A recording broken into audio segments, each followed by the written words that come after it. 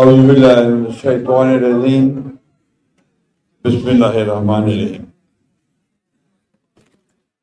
Islamic foundation পরিচালিত নৈতিকতা ও ধর্মীয় মূল্যবোধ উন্নয়নে মসজিদ ভিত্তিক শিশু ও গণশিক্ষা কার্যক্রমের কেয়ারটেকার কল্যাণ পরিষদ আয়োজিত আজকের এই সভার সম্মানিত সভাপতি, আমার অত্যন্ত প্রিয় মানুষ, শ্রদ্ধেয় মানুষ, যার সঙ্গে দীর্ঘকাল আমরা রাজনৈতিক কাজ করেছি এবং একসাথে জেলেও ছিলাম, তার ছেলে সহ principal Maulana Nesarul Haque, governor board of governor Islamic Foundation. এখানে আজকে উপস্থিত আছেন আমাদের অত্যন্ত শ্রদ্ধেয় আলেম বৃন্দ, প্রিয় ভাইয়েরা, আসসালামু আলাইকুম। কিছুদিন আগে আমি ঠাকুরগাঁ গিয়েছিলাম, আমার দেশের বাড়ি। সেখানে আপনাদের কয়েকজন কর্মকর্তা যারা এই প্রোগ্রামের সঙ্গে জড়িত, তারা আমার সঙ্গে সেখানে দেখা করেছিলেন ঠাকুরগাঁর বাসায়। আমি গত 15-16 বছর তো আমরা ফ্যাসিস্টদের বিরুদ্ধে লড়াই করতে করতে অন্যান্য বিষয়গুলো আমাদের কাছে আপনার হারিয়ে গিয়েছিল, যে সরকারের কোন কোন অর্গানে কি কাজ হচ্ছে না হচ্ছে, কোথায় ক্ষতি হচ্ছে, এগুলো আমরা সুযোগ পাইনি। একদিকে আপনার জনগণকে সঙ্গে নিয়ে রাস্তায় আন্দোলন করা, অন্যদিকে আপনার জেল জুলুমের শিকার হওয়া, এই একটা 15 বছর কন্টিনিউয়াসলি এই অবস্থার মধ্যে ছিলাম। তাদের কাছে আমি শুনেছি সব সমস্যাগুলো। শোনার পরে তারা বললেন যে তারা একটা সভা করতে চায় যেখানে তারা এই বিষয়গুলো তুলে আনতে চায়। আমি রাজি হয়েছি। আমি যখন খুব ছোট, যখন আপনার শুধু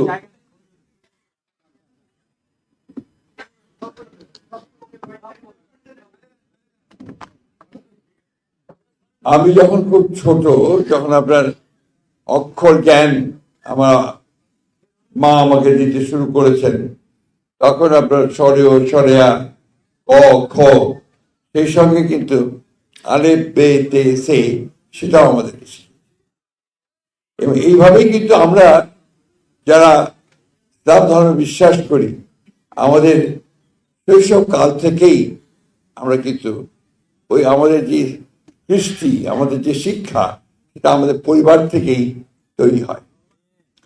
পরিবার থেকে তৈরি হয় বলেই আমাদের ধর্ম ইসলাম আমাদের যে শিক্ষা দেয়, সেই শিক্ষাগুলো আমাদের আপনার মননে, অর্থাৎ আপনার আমাদের মনস্তাত্ত্বিক বিষয়ে সেটা চলে আসে। আমার একজন অত্যন্ত শ্রদ্ধেয় শিক্ষক ছিলেন মৌলানা তামিজউদ্দিন আহমেদ। বিখ্যাত আলেম ছিলেন ওই এলাকায় এবং ওখানকার আলিয়া মাদ্রাসার প্রিন্সিপাল ছিলেন এবং আমাদের ঠাকুরগাঁয়ের জামে মসজিদের পেশ ইমাম ছিলেন এবং কেন্দ্রীয় যে আপনার জামাত হয়, ঈদের জামাত, সেই জামাতে তিনি নামাজ পড়াতেন। অত্যন্ত বিদ্বান, পণ্ডিত, করার লোক ছিলেন। অনেক ঘটনা আছে, আমি শুধু একটু বলতে চাই। তিনি আমাকে তার দ্বারা প্রভাবিত হয়ে আমি যেটুকু শিখেছি তা হচ্ছে যে প্রকৃত মানুষ হচ্ছে আসলে ইসলামের শিক্ষা। একজন মানুষ যদি মানুষ হয়, যে অন্যান্য মানুষকে সম্মান করবে, আমার রাসূলের যে শিক্ষা, যে সবাই সবসময় অন্যকে সম্মান করবে, তার যে পাওনা সেটা বুঝে দেবে, আর তুমি বিনয়ী হয়ে থাকবে, নিচে থাকবে, এই শিক্ষাগুলো আমরা ছোটবেলা থেকে পেয়েছি। যে কারণে পরবর্তীকালে যখন কাজের জীবনে এসছি, রাজনৈতিক জীবনে এসছি, সেইখান থেকে কিন্তু আমরা বাইরে যেতে পারি। সেই কারণে আমরা যারা আপনার সেই শিক্ষায় অন্তত কিছুটা আভাস পেয়েছি, কিছুটা কাছে যেতে পেরেছি, আমরা সহজে কিন্তু আপনার অন্যায় কাজ করতে পারি। তো আমার মনে মধ্যে কষ্ট হয়। আপনাদেরকে আমি জিজ্ঞাসা করতে চাই, এই যে এত মুসলমানের দেশ, এত মাদ্রাসা মসজিদ, এত ইমাম, এত উলেমা, এত বিদ্যান পণ্ডিত ব্যক্তিরা আছেন, তারপরেও এই দেশে এত অন্যায় কেন, এত পাপ কেন? কেন মানুষ এত চুরি করে, এত দুর্নীতি করে, আমার সম্পদকে বিদেশে পাচার করে দেয়? আমি অনেক বুঝতে পারি না।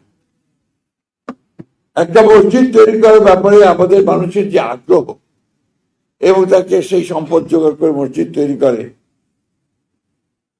সেই আগ্রহটা কোথায় যায় যখন সে একটা ভালো মানুষ তৈরি করতে চায়? আমি জানি না, আমাদের অনেক ভালো ব্যাখ্যা করতে পারবেন। আমার বিষয় ছিল অর্থনীতি, পরে রাজনীতি, ধর্ম সম্পর্কে আমার জ্ঞান অত্যন্ত সীমিত। স্পিরিচুয়াল যে ব্যাপার থাকে আপনার, যেটাকে আমরা বলি যে উপরওয়ালার তরফ থেকে যেটা আসে তার সম্পর্কে জানা, ধর্ম সম্পর্কে ভালো করে জানা এবং সেটা প্রয়োগ সমাজে কিভাবে করা যাবে, এই বিষয়টা আমার মনে হয় যে আমাদের আরো গভীরভাবে চিন্তা ভাবনা করার প্রয়োজন আছে। বিশেষ করে আমার একবার সৌভাগ্য হয়েছিল আপনার ইন্দোনেশিয়া যাওয়া। ইন্দোনেশিয়াতে আপনারা জানেন যে সেখানে মুসলিম জনগোষ্ঠী সবচেয়ে বেশি, সেখানে লার্জেস্ট মুসলিম কান্ট্রি হচ্ছে বাংলাদেশ। ওখানে আমি যেটা দেখেছি, আমার যেটা খুব প্র্যাগমেটিক মনে হয়েছে, বাস্তব সম্মত ব্যাপার হচ্ছে যে সরকারই আসুক, সেটা কমিউনিস্ট সরকারই আসুক বা আপনার ইসলামিক সরকার আসুক বা আপনার গণতান্ত্রিক সরকারই আসুক, তারা কিন্তু ওখানে অ্যাসোসিয়েশন অফ উলেমাস বলে একটা অ্যাসোসিয়েশন আছে, ভেরি পাওয়ারফুল, গোটা দেশ জুড়ে সেটার আপনার প্রভাব। তাদের সঙ্গে পরামর্শ না করে তারা কোনো কাজ করে। এই যে একটা আপনার স্ট্রাকচারাল ব্যাপার, একটা গঠন ভাবে যে গঠিত হয়, এটা কেন যেন আমরা আমাদের দেশে আমরা কখনোই এটাকে একখানে আনতে পারি। আমাদের বিএনপি আপনারা জানেন, আমরা খুব ঘোষিত শেখ জিয়া রহমানের তৈরি করা দল, এবং আমাদের দলের মূল বিষয়টা হচ্ছে একটা লিবারেল ডেমোক্রেটিক পার্টি। আমরা হচ্ছে একটা উদারপন্থী গণতান্ত্রিক দল। আমরা বিশ্বাস করি গণতন্ত্র যদি একটা দেশে থাকে তাহলে সকল শ্রেণী, সকল ধর্মের, সকল বর্ণের মানুষের অধিকারটাকে প্রতিষ্ঠিত হয়। আর যদি সেটা না থাকে তাহলে কারোর অধিকার প্রতিষ্ঠিত হয়। আমরা 15-16 বছর ধরে দেখেছি যে প্যাসিস্ট হাসিনা কি করে এইভাবে প্রতিটি মানুষের অধিকারকে কেড়ে নিয়েছে, ভোটের অধিকার কেড়ে নিয়েছে, আমার ধর্ম পালনের অধিকার পর্যন্ত কেড়ে নিয়েছে। আপনাদের নিশ্চয়ই সকলের মনে থাকবে, খুতবা কি হবে তাও কাউকে লিখে পারে, ঠিক না? এখন এই যদি অবস্থা হয়, তারপরে আবার দাবি করে যে তারা ইসলামের পক্ষে কাজ করেছে, আরো দুঃখ হয় তখন যখন দেখি আমাদের দেশেরই কিছু আলেম উলেমারা তার সঙ্গে মিটিং করে তাকে কওমি মাতা, কওমি জননী তাকে আপনার উপাধি দিচ্ছে। এগুলো আমার কাছে প্রশ্ন, এগুলো আমার কোশ্চেন্স। আমি আশা করি যে আমি হয়তো এই প্রশ্নগুলোর উত্তর ঠিকভাবে পাবো, এটা আশা করি। যাই হোক, আমি এখন কাজের কথায় আসি। আপনারা এই 15-16 বছর দেখেছেন কিভাবে রাজনৈতিক শক্তি বাংলাদেশের সমস্ত প্রতিষ্ঠানগুলোকে নষ্ট করে দিয়েছে। সবখানে সেটা নিজের লোক, তার দলের লোক, তার নিজের লোককে বসানোর চেষ্টা করে। এই বসানোর চেষ্টা করতে গিয়ে আপনার গোটা প্রতিষ্ঠানগুলোকে ধ্বংস করে। আজকে ইসলামিক ফাউন্ডেশন তো একটা প্রতিষ্ঠান, সবচেয়ে মর্যাদাশীল ঐতিহ্যবাহী একটি প্রতিষ্ঠান। তো সেখানে যদি আপনার দলীয় লোককে বসানো হয়, পার্টিদার লোককে বসানো হয়, যারা বাইরে ইসলামের কথা বলবে কিন্তু মুখে ইসলাম বিশ্বাসই করে না, তাহলে তো সেটা সঠিকভাবে চলবে না, তাই না? আপনি আমাকে বলেন কোন দেশে বায়তুল মুকাররমের খতিব পরিবর্তনের সঙ্গে সঙ্গে পালিয়ে যায়? বলেন। তখনই সম্ভব যদি ওই ফরম্যাটটা অত্যন্ত পার্টিদার হয়, দলগত হয়, রাজনীতিকরণ হয়, তাই না? এখন আমরা তো আপনারা নিজেরাই বলেছেন যে শহীদ প্রেসিডেন্ট রহমান সাহেবের সৃষ্ট এই দল আমরা সবসময় ধর্মীয় মূল্যবোধকে সবচেয়ে বেশি গুরুত্ব দিয়েছি। আর আমাদের প্রেসিডেন্ট শহীদ জিয়াউর রহমান তিনি যখন দায়িত্বে আসলেন দেখলেন যে এখানে ইসলামিক মুসলমান জনগোষ্ঠী হচ্ছে সবচেয়ে বেশি, তাদের ধর্মীয় মূল্যবোধ থেকে পুরস্কৃত করতে সম্মান দেখানোর জন্য তিনি সংবিধানের মধ্যে বিসমিল্লাহির রহমানির রহিম সংযোজন করলেন, তাই না?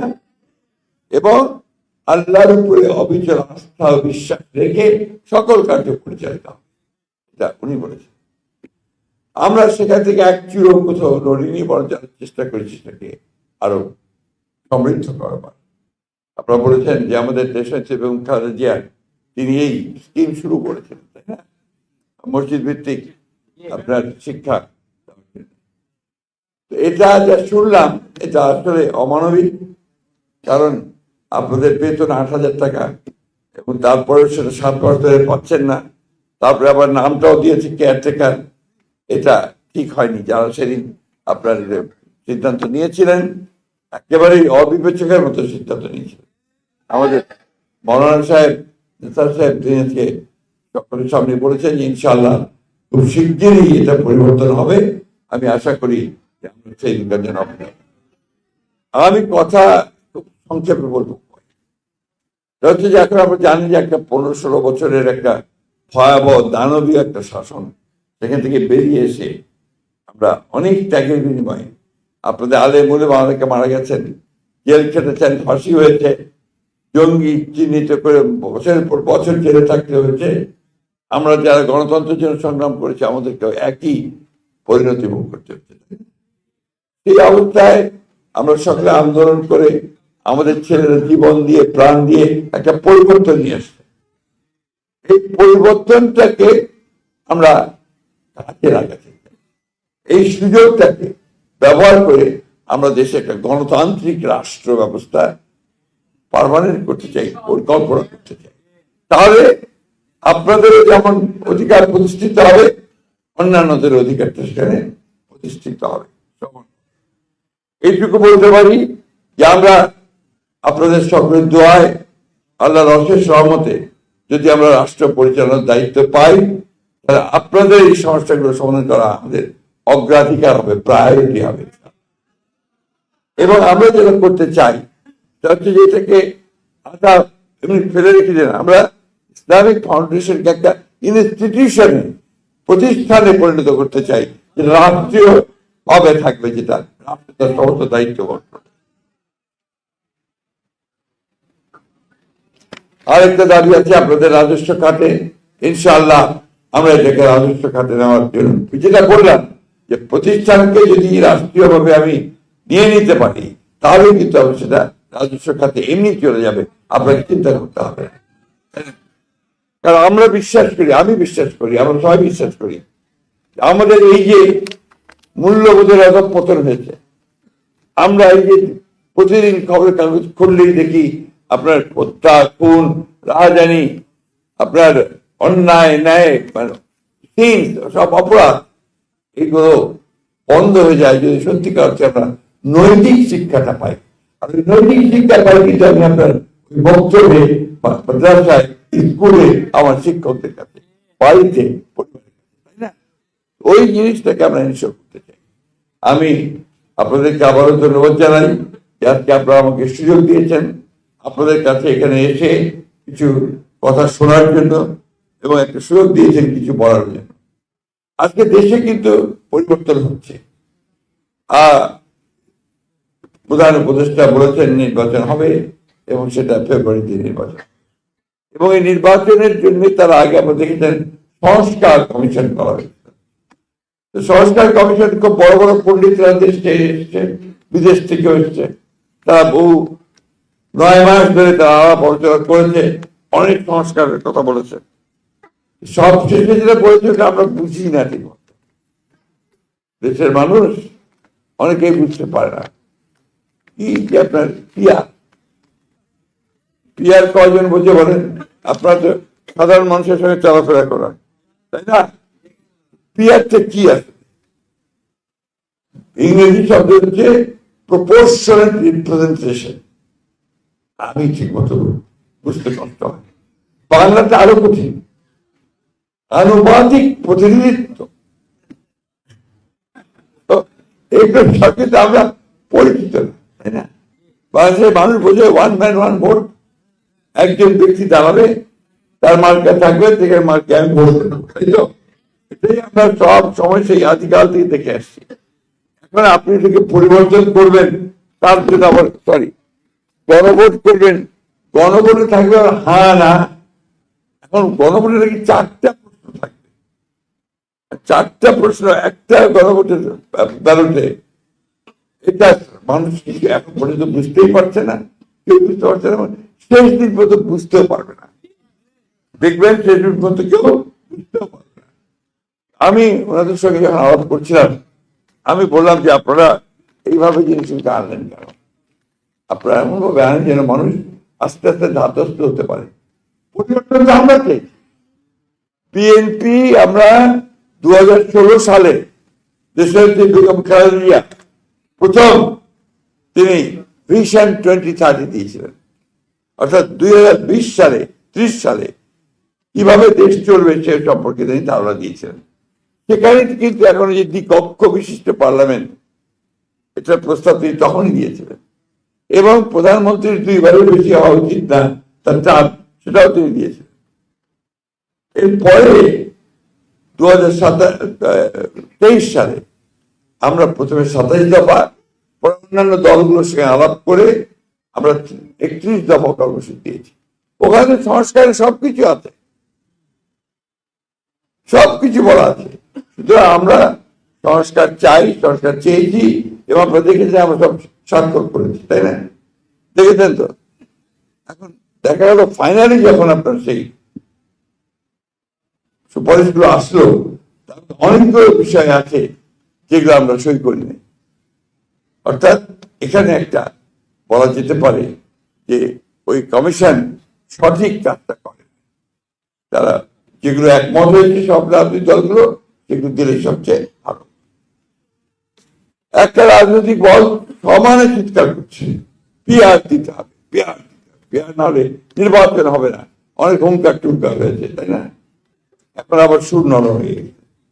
এখন দেখা যাচ্ছে নির্বাচনের জন্য সব চতুর্দিকে দৌড় ডাকদৌড় চলছে, তাই তো? এই জিনিসগুলো ঠিক না। মানুষকে যেটা বলবেন সেটা সঠিকভাবে যাওয়া উচিত, কিন্তু মানুষকে বোকা বানিয়ে ভুল পথে পরিচালিত করা আমার মনে হয় না। আপনারা এখানে সবাই আলিমুল্লাহ আছেন, ইসলাম আমাদেরকে কোথাও বলেছে এটা আমার বুঝতে হবে। এই যে কিছুক্ষণ আগে একজন বললেন যে জামাতের টিকিট কাটলে জান্নাতের টিকিট কাটা হবে, কোথায় আছে আমাকে বলুক, তারা দেখিয়ে দিক কোথায় আছে। এবং এটা ঠিক না, ধর্মকে ব্যবহার করে রাজনৈতিক ফায়দা নিয়ে নেওয়া, এটা কখনোই আপনার ইসলাম এই কথা বলে। এই কথাগুলো আমি এই জন্যই বলছি, যেগুলো সমস্যা হয়ে দাঁড়িয়েছে কথাগুলো বলছি। এই কথাগুলো আজকে জনগণের সামনে আসা উচিত, বেশি করে আসা উচিত। সবচেয়ে বড় কথা হচ্ছে যে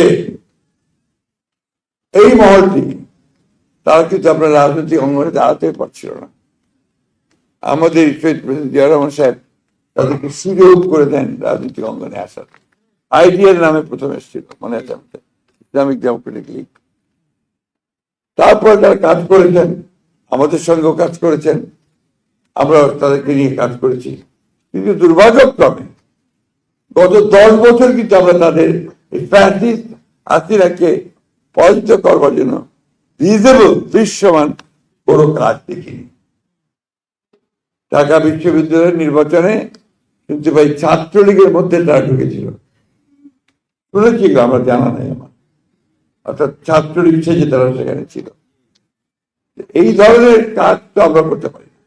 আমরা সরাসরি সামনাসামনি লড়াই করেছি। আমাদের 60 লক্ষ মানুষের মধ্যে মিথ্যা মামলা দেওয়া হয়েছে, আমাদের 20,000 লোককে হত্যা করা হয়েছে, প্রায় 1700 মানুষকে, নেতা, আমাদের এমপি সহ গুম করে দেওয়া। আমরা 200, 300, 400 মামলা নিয়ে আছি, আমাদের 11 বার জেলে গেছি। কিন্তু আমরা একটা বিষয় আমরা চাচ্ছি, যে আমরা একটা গণতান্ত্রিক রাষ্ট্র চাই। দেশনেত্রী বেগম খালেদা 6 বছর তাকে কারাগারে রাখা, আমাদের নেতা তারেক রহমান সাহেব এখনো পর্যন্ত এই যে ত্যাগ সকলের, এই যে 1400-1500 ছেলেকে হত্যা করা হলো, সবকিছু মিলিয়ে সুযোগ এসছে। আসুন আমরা সবাই মিলে অন্তত এই জায়গাতে আমরা ঐক্যবদ্ধ হই যে একটা সুন্দর সুষ্ঠু নির্বাচন সকলের অংশগ্রহণের মধ্যে দিয়ে গ্রহণযোগ্য একটা নির্বাচন করে আমরা একটা গণতান্ত্রিক সরকার, গণতান্ত্রিক পার্লামেন্ট গঠন করি, যার মধ্য দিয়ে আমরা আমাদের সমস্ত সমস্যাগুলোকে তুলে ধরতে পারবো। পার্লামেন্টে আলাপ হবে, সেই পার্লামেন্টে ডিসিশন হবে, সেটাই হবে জনগণের সিদ্ধান্ত। আমি সবশেষে আপনাদের সঙ্গে একাত্মতা ঘোষণা করছি এবং আশা করছি যে আগামী দিনগুলোতে আপনাদেরকে এগুলো নিয়ে আর এই আন্দোলন করতে হবে না বা দিন ধর্ম করতে হবে। সবাইকে ধন্যবাদ।